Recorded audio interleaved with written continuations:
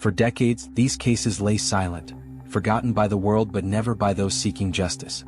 Then, suddenly, new evidence emerges: DNA clues, digital breakthroughs, and AI analysis, shattering walls that once kept the truth locked away. Tonight, we uncover how America's oldest cold cases are finally seeing the light of day. Justice delayed is no longer justice denied. Before we dive in, hit subscribe and ring the bell to join Crime Cortex, where no mystery stays cold forever. Cold cases are the mysteries that linger, unsolved crimes that haunt families, communities, and investigators for years, sometimes decades. They are stories frozen in time, where every lead has been chased, every witness questioned, yet answers remain elusive. But these cases matter deeply, not just for the victims but for the hope of justice and closure. Advances in technology and forensic science are now breathing new life into these old files. DNA testing, genealogy research, AI-powered data analysis, tools that were unimaginable when many of these crimes were first investigated, are now turning the tide. In this video, we'll explore some of America's oldest cold cases and the groundbreaking evidence that is finally bringing answers. The disappearance of Evelyn Hartley, 1953. It was October 24, 1953, in the quiet town of La Crosse, Wisconsin. A 15-year-old high school student named Evelyn Hartley was babysitting for a local professor while he and his wife attended a homecoming game. The streets outside were crisp with autumn air. Inside, the house was still, peaceful. But by 8:30 p.m. that peace would vanish. Evelyn's father grew concerned when repeated phone calls to the house went unanswered. He knew his daughter wouldn't ignore his calls. She was responsible, reliable, the kind of teenager parents bragged about. Something wasn't right. He drove to the home she was babysitting at, knocked on the door. Nothing. He circled to the back, and there, panic set in. The back door was locked, the lights inside were on, and one of the basement windows had been pried open. He pushed his way inside. What he found was chilling. Evelyn's shoes were scattered. One upstairs, one downstairs. Her schoolbooks were strewn across the living room floor, her glasses snapped in half. The house was eerily quiet, and the baby still sleeping peacefully in its crib, completely unharmed. But Evelyn was gone. Police launched a massive search. Bloodhounds tracked her scent but lost it several blocks away, suggesting she'd been forced into a car. Hundreds of volunteers combed through nearby fields, rivers, and basements. But no trace of Evelyn was ever found. For years, her case remained cold. No suspects, no motive, just silence. But in recent years, a breakthrough emerged from the most unlikely place: a deathbed confession. In 2004, authorities received a tip that an elderly man on his deathbed had confessed to helping dispose of Evelyn's body on the night she vanished. He named others, including a known sex offender from the area at the time, and described a remote location where they'd buried her. A dig was conducted. While no remains were found, the confession matched details never made public. For the first time in over 50 years, a sliver of truth pierced the darkness. Evelyn's parents never lived to see that moment. But her story, and the search for justice, lives on. The Lady of the Dunes, 1974. It was July 26, 1974. Provincetown, Massachusetts, a quiet seaside town known for its beauty, art, and solitude, was rocked by a gruesome discovery in the dunes near Race Point Beach. A young girl chasing her dog through the sand stumbled upon something that would haunt the community for decades. There, lying face down on a beach towel, was the decomposing body of a woman. She was nude, her hands severed, likely to prevent identification through fingerprints. Her head was crushed, nearly decapitated. Her long auburn hair was pulled back in a ponytail with a simple elastic band. Next to her body were folded Wrangler jeans and a blue bandana, placed almost respectfully. She had expensive dental work, something rare for the time and costly. Authorities believed she was between 25 and 40 years old. But her name? Unknown. She became the Lady of the Dunes. Over the years, dozens of theories emerged: that she was a hitchhiker, a mob victim, a runaway. Some speculated she might have been an extra in the movie Jaws, which was filming nearby that summer. Her case was re-examined repeatedly, through clay reconstructions, forensic sketches, isotope testing, all to no avail. Her face changed with each generation of technology. But her identity remained a mystery. That is, until 2022. Thanks to genetic genealogy, the same cutting-edge DNA tracing technique that solved the Golden State Killer case, authorities finally had a breakthrough. Her name was Ruth Marie Terry, a 37-year-old woman from Tennessee who had married a man named Guy Rockwell Moldovan. a man with a disturbing past and a long trail of aliases. He had previously been suspected in the disappearance of another woman and her child in the 1960s. The case against him never stuck, but the signs were all there. By the time Ruth was killed in 1974, Moldovan had already changed his name again and vanished into obscurity. He died in 2002, never facing justice for Ruth's murder. For nearly 50 years, Ruth was known only as the Lady of the Dunes. Now her name is spoken again. Her memory reclaimed. But justice? Still out of reach. The Sumter County does, 1976. It was August 9, 1976. Just off a quiet stretch of South Carolina highway near Locklear Road in Sumter County, two teenagers riding their bikes made a chilling discovery: the bodies of a man and a woman, lying side by side in a secluded patch of grass. Both had been shot execution-style in the back and chest. Neither carried any identification. No vehicle was found nearby. There were no immediate clues, only mystery. The man was estimated to be in his 20s. He had olive skin, shaggy brown hair, and wore expensive clothing: a striped shirt, faded jeans, and high-end boots. The woman, possibly around the same age, had long brown hair parted in the middle, delicate features, and wore a tied pink top, cut-off jeans, and wedge sandals. The bodies were freshly killed, yet no one came forward to claim them. Police scoured nearby states for reports of missing young couples. Artists created detailed sketches. Their fingerprints and dental records were entered into every available database. And still, no hits. Over time, they became known as the Sumter County Does. Locals whispered theories: were they runaways? Foreign tourists? Victims of a robbery gone wrong? Years passed. Then decades.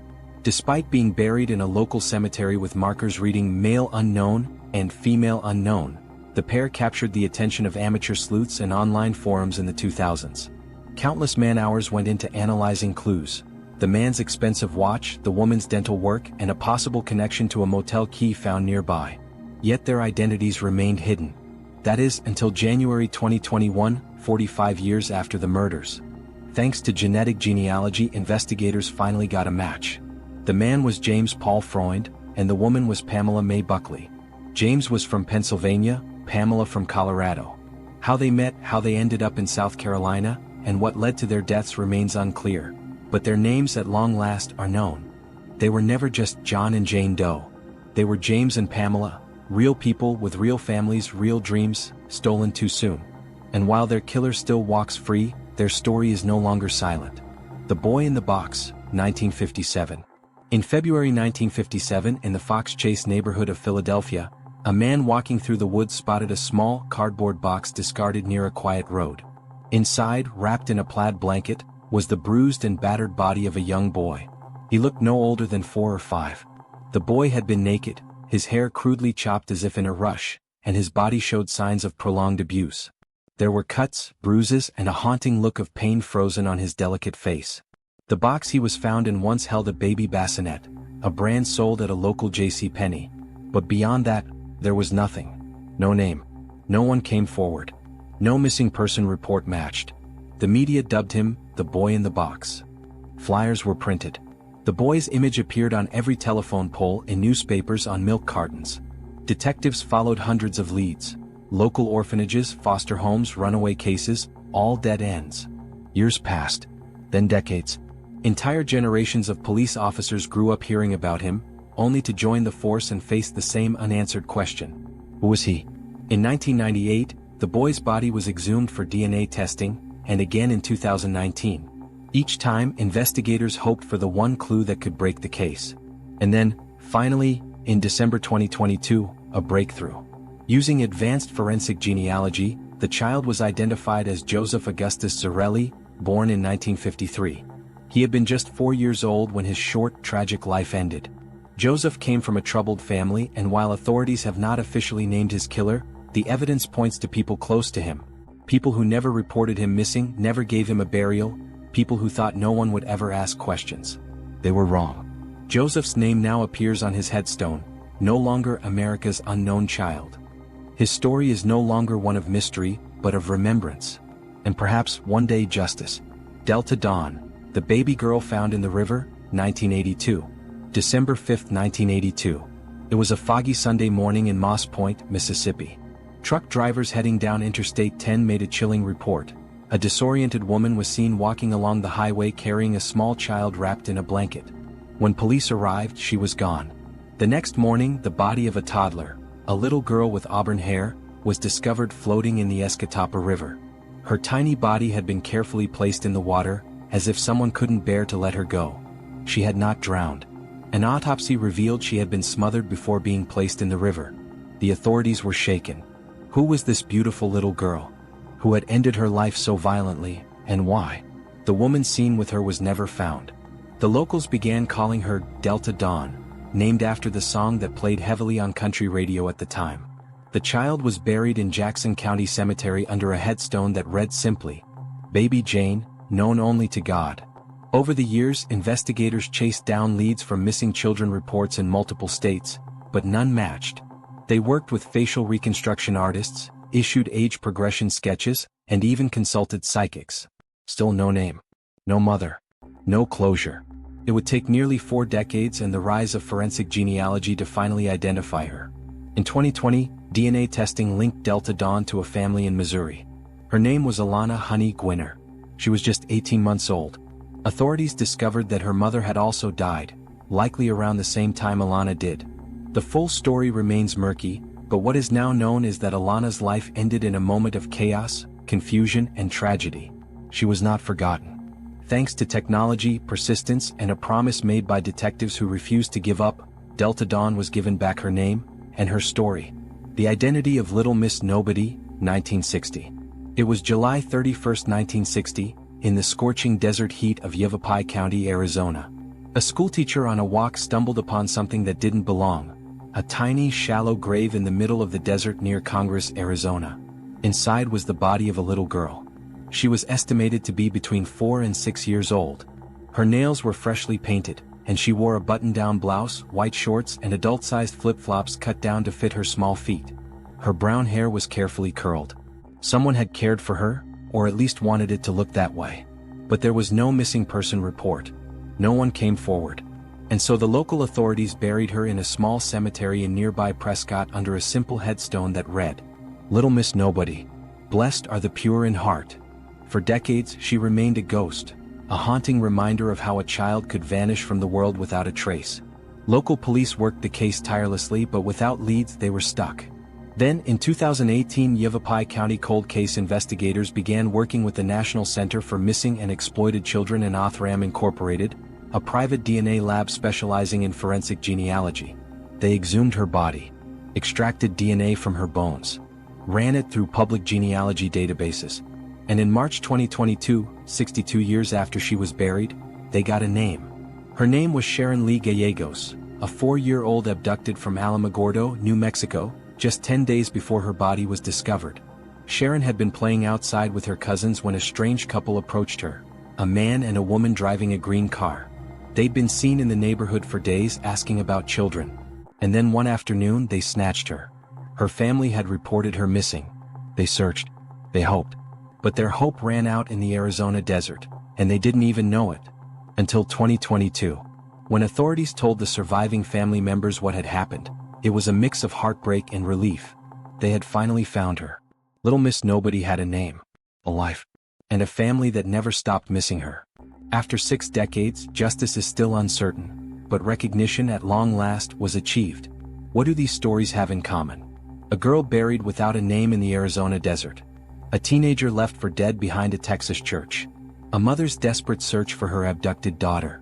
Each story decades old, each once thought to be unsolvable. Yet today we know their names. We know their stories. Because even when time buried the truth, someone kept digging. In all of these cases, it wasn't just law enforcement that made the difference. It was persistence. It was technology. It was the power of DNA, and more importantly, the relentless drive of cold case detectives, forensic genealogists, and even the families who never gave up hope. It shows us that no case is ever truly cold, just waiting. Waiting for a match. Waiting for someone to care enough to reopen the files. Waiting for science to catch up to justice. These breakthroughs remind us that behind every unsolved crime is a real person. A life stolen, a family shattered, and a truth worth fighting for. And while we may never bring every perpetrator to justice, we can restore names. We can restore dignity. And we can restore the truth. So the next time you hear the phrase cold case, Remember, it might just be one clue away from the truth. If these stories moved you, don't let them end here. Hit the like button to show support for the families still waiting for answers. Subscribe for more true crime cases that deserve to be heard and remembered. And tell us in the comments, which cold case breakthrough shocked you the most? Your voice helps keep these stories alive.